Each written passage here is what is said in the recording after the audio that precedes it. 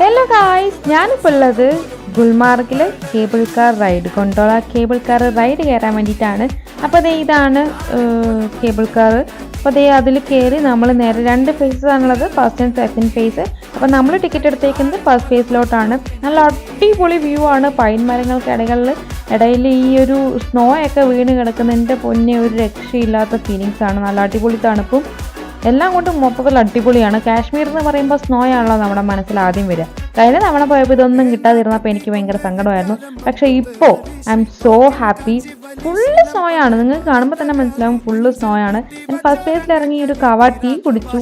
കവയാണ് അവിടുത്തെ മെയിൻ. പിന്നെ അത് കഴിഞ്ഞ് ഇത് കണ്ടില്ലേ, ഫുള്ള് സ്നോ ആണ്, ഒരു രക്ഷയില്ലാത്ത സ്നോ. പിന്നെ അവിടുന്ന് കുറച്ച് റീൽസ് ആൻഡ് ഫോട്ടോസൊക്കെ എടുത്തു.